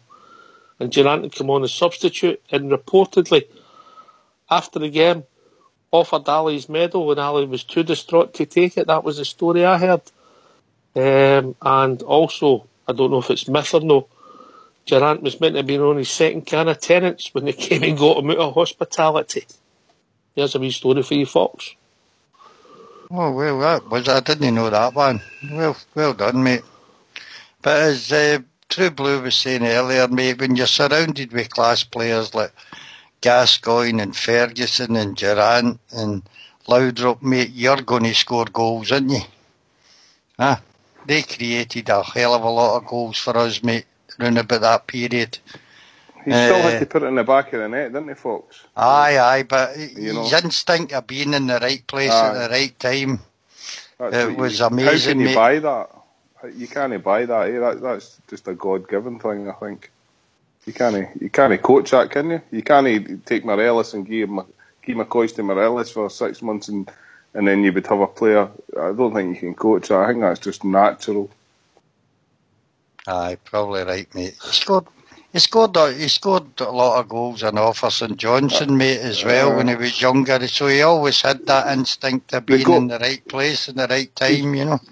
He's one goal that always, when he came on as sub in that, was it the Skull Cup fight against Hibs, remember it? It was the kind of overhead kick, yeah. That one always, and see at that time, when the players, not just necessarily Alistair McCoy's, but they types of players, when they came on and off the bench, you knew we were going to win. If that makes sense, you knew, oh, here we go, right, we're going to get a goal here. I've never felt that. Well, I've never felt it for 6 years now, you know what I mean? Because we just simply don't have that calibre of player anymore that can change things. Alright, and then we're going to look at one of True Blue's favourite memories, was the 1992 semi-final. And it was the Sky TV were starting to flex their muscles in world football, and the Rangers-Celtic game was moved to a Thursday night, and people couldn't believe it. It was a dreaking wet Hampden Park. And what happened? True Blue. Oh, we're getting pummeled. Davy Robertson, who played him previously, and Joe Miller had ripped a mickey out him. I'm trying to keep it polite, eh? And Walter had said to him about 2 minutes before we go into the party, going to let your, because they played together at Aberdeen, Joe Miller and Davy Robertson. Says to him, you're going to let your wee pal run all over you in the night again. So Davy Robertson obviously thought he'd a point improvement out and pummeled Joe Miller in the first minute and get sent off. Pressure we were under that night was unbelievable. Once again, the man McCoy's bang goal. And that was it, the one goal was enough. Great night. Can I get home now? Is that the pigeon just turned up through? Love it. She gave me a cup of tea. I've been in the naughty step since last week or something. Sorry for the lingo. Yeah, shocker you. Oh, I know. We don't do that in this show anymore. No, well, I know you're surprised to hear it from a feminist like myself. I know. You're a well-known feminist. Love it. You're a well-known feminist, True Blue. Oh, aye. Al? Oh, I was just going to say to True Blue, remember, catch a pigeon, don't hit it with a slingshot. We need to use that again. The budget's tight at Rangers Radio. I think it's not the budget is tight, it's Bridget's tight. No, but can I just... True made a really good point there. We were under pressure, but we still came out and achieved Andy Gorham and Richard Gough were absolutely immense that evening, along with Stuart McCall. And where did that come from? Where did that mentality on the park come from? Who instilled that in the players? How were the players able to cope with that pressure? As Big Joke would say, and I'll take it to True, Ben Fox, they had character. It was there. Yeah, but that character is developed by who? They come with a certain level, but it's developed by the manager at the side of the park. Yeah, they had a great team. That particular team had a great team spirit. I mean, that was the start of the team. That was 92. They won. What we won. I don't know if we won that final neither. I'm trying to think back, but that was a springboard for the team that went on and seemed close to win the quadruple through Fox. Did we not beat Airdrie in the final that year, mate? That's right, we did. We did 2-0 against Airdrie. You're saying it was all about character, mate. For me, it was all about the defence we had at that time. We had Gary Stevens and David Robertson, mate. Two real good fullbacks on the wings and a great midfield. Sometimes it was Brown and Gough. Who else was there at that time, Ox? 1992. Big McPherson still there at that time? No? Hello? Remember that? Ferguson, McCall, And then I think McPherson come back. I think this is from memory. I've no checked out. McPherson come back that summer. For Hearts. We had Nigel. I think Nigel Spackman might have played that night. You know. He'd be there at that time. I know. Gorham was outstanding.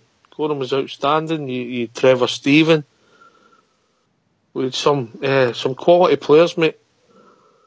Real quality. About most of them, or some of them, at that time would have gotten in any team in Britain, and that's hard to believe for anybody new. The day Ulster.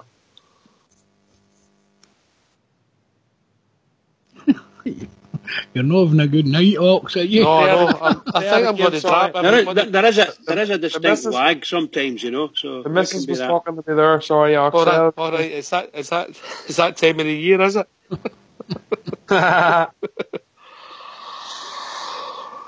The players in your team then in 1992 Ulster were getting in any team in Britain. Oh, well, as my father always said, you know, especially at that era, we were probably the best and biggest club in British football at that time, you know.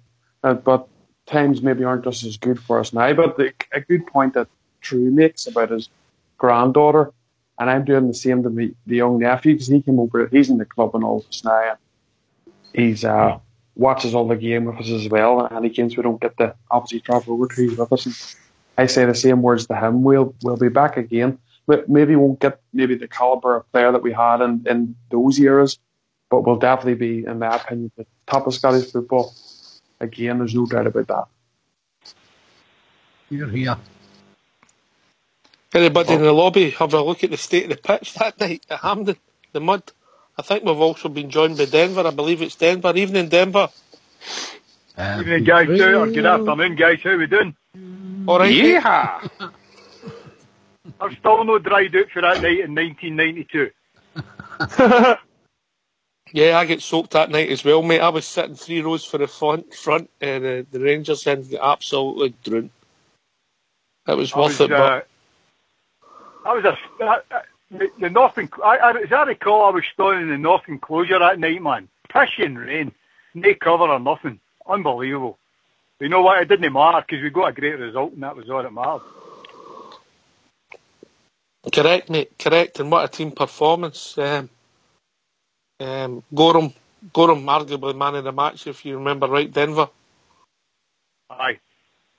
You know what comes to mind there when we were talking about it, when you were talking about it, was how quick Andrew Waddle couldn't get that card out his pocket to send Davy Robertson off. It was similar to Saturday when that character booked Morellis. Couldn't wait to get that card out. It was quite a bizarre sending off, mate. First tackle, 7 minutes gone. It was a calling card, I think Drew called it, but you've seen worse tackles, you know. Okay.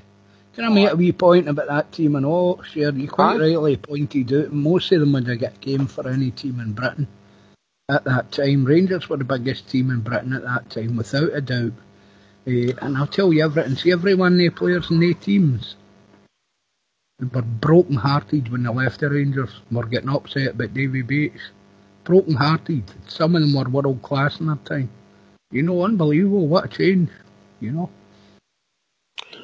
I'll come again, True Blue. Of course it will. Of course it will. Denver, what's your thinking for Sunday, mate? Still not confident, although it's getting closer to the time and I'm beginning to feel, you know, we might get a result. You know, I just hope we can, as Al says, don't leave anything in the dressing room. You know, make sure you get 100%, 110%. You know, that's the key to this. You know, my fear is if we lose this game, and I don't like talking like that, but if we lose this game, it's going to be such a downer for the rest of the season, especially after the performances after the last defeat. You know, so we're going to do it 110%, guys. Can I ask you a question, Ox? How come it's a 2:30 kick-off? How come it's as late as that? Because I couldn't manage for 2 o'clock, mate. All right, mate. So I'm okay. I don't need to get up at 5:30 in the morning then. I'm a 7:30 in the morning kick-off for me, you know. How come it is that, Ox, do you know? I'm going to tell you one word. TV. You don't know? All right, TV. okay. Simple as that, mate. Television dictate. Is that it? Simple as that, mate. Aye. And so what is the kick-off for the game tomorrow? For Motherwell and Half Dundee? 12, I think. Motherwell. Half 12. Quarter past 12. Half 12. All right, okay. Aye. I'm not getting up to see that. It's a big footloose, isn't it? It's all sold out. They're clamouring for tickets for it tomorrow. Who's all going? Who are you guys are going tomorrow? Or Sunday? I'll be there. I'll be there. Fox will be there. For my sins, I'll be there. Excellent. I'll be there in spirit. Yep. So will the... I'll be there in spirit as well. Aye. So How will are they Pop missile Dom Wrists. silos up in Hingway? Are they getting prepped yet? Up in Nebraska and Wyoming and that. What was that, Al? Saying how are your missile silos getting? Are they getting prepped yet? Aye, we're all ready. We're just get the shooters out, man. You know, that's it. Sort them out. We'll just come ahead. I just get down to what. That's what I was meaning. You were up in Wyoming, fixing the missile silos up, taking the covers off. That's right. I just take the covers off, take the tops off, and we'll be good to go, man. I just come down from Wyoming because it's supposed to have a Masonic meeting tonight, but it's been called off because of snow up in the mountains. Going to be 8 inches of snow up there. So that happened to us once. Happened to us once when Gardner Street was very, very icy.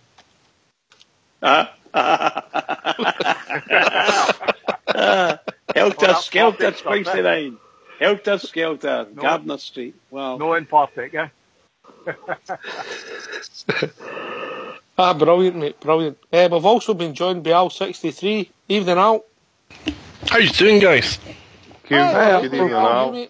Get your team, Al. Get your team. I know you. Right. I kept trying to put in that lobby, but my link thing just wasn't working. He's out loud then. To let the world know. Denver in Australia. Following him in goals, Tav at right back, captain. Inside him would be the guy Martin, Alves, John. Into the midfield, McCrory centre. Playing a kind of covering game, but still in the centre to make the three, with Docherty and Dorns. Like Candace on the right, Murphy on the left, and El Buffalo up front.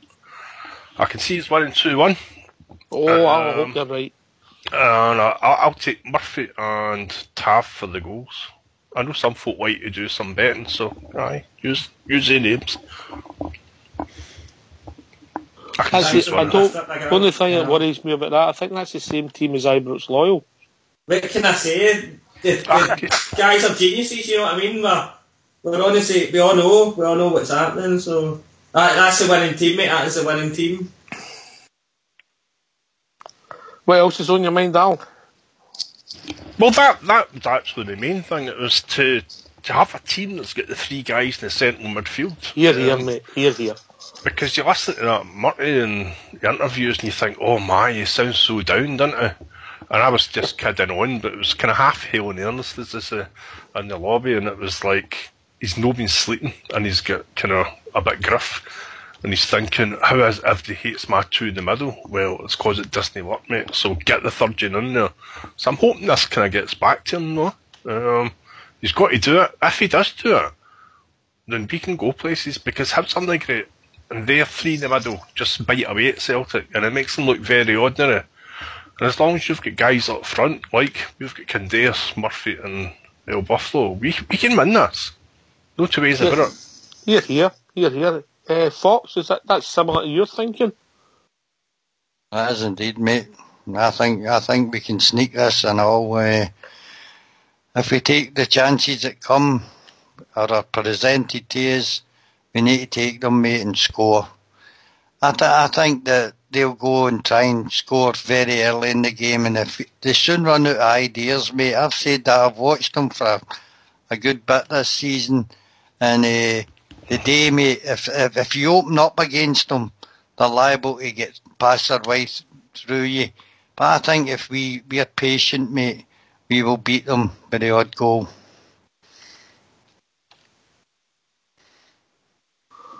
Yeah, I think we've got a chance. I've got a good feeling that we're going to win as well, because Oxford is going to be driving a blue car for the first time. For the first time, Bruce. No, for the first time I've seen you. No, but the first time I've seen you. No. Every time we've seen you before, it's been a green car. No. I tell a lie. It was the car I brought up the last time was aquamarine blue. And they lifted it.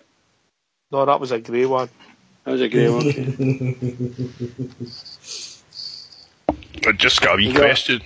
Do you think it would be a good idea if, come Sunday, now you get the guys to take the luggage out the coaches?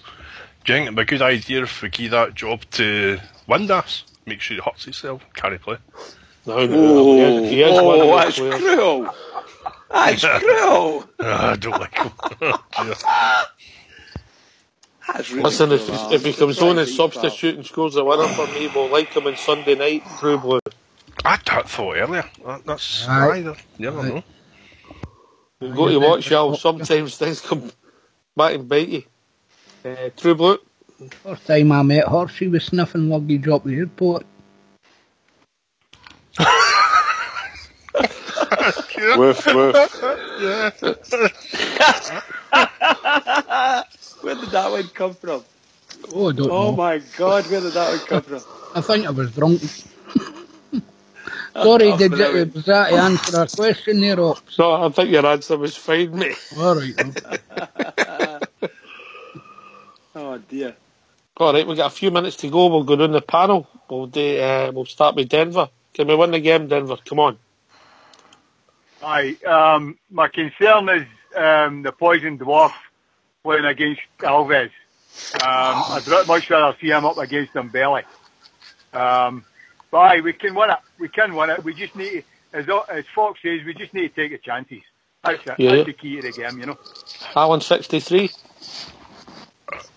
What one's a Poison Dwarf? Is that wee thumbhead? Griffiths, yeah. Aye, he'll be on the bench. Brendan's got a thing. I think he'll play him for the start out.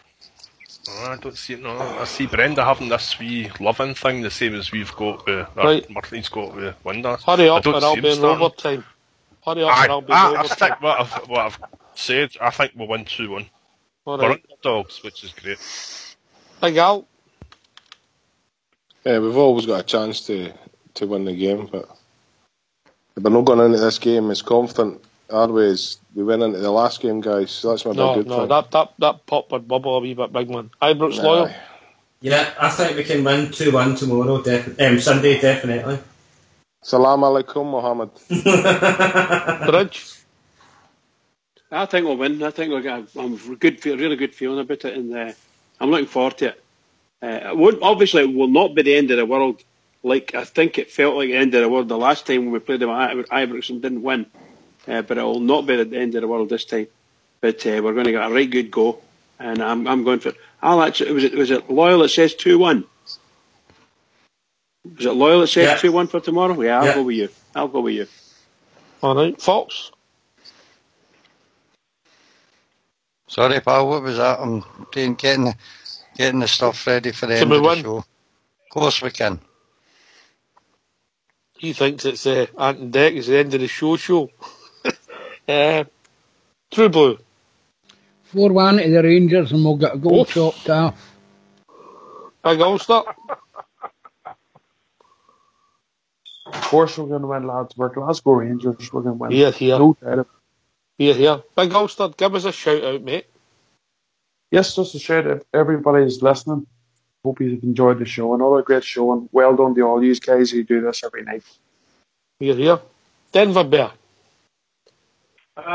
Just a thanks again for all you do, guys, and go to the Rangers. When you back on again? You back on Sunday? The show will be on at 1:30 Sunday afternoon with a pre-match show led by the one and only True Blue.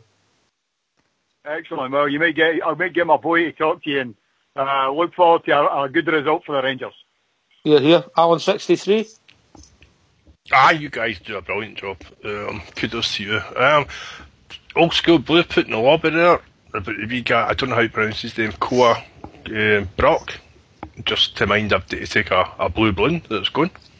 Here. While you've mentioned me, can I give a shout out to the Garrahill Rangers Supporters Club, who are running a 70-seater bus on Sunday at the game, and they've got some seats left for kids and adults. Anybody that's interested, get in touch with the Garrahill Rangers Supporters Club. True Blue. A big shout to all the Bears who are travelling all over the place on Sunday to get the game. I hope for your sake we do it, because we are the people. No surrender. Big Al. No surrender. Keep it going for the Rangers. Ibrox Loyal.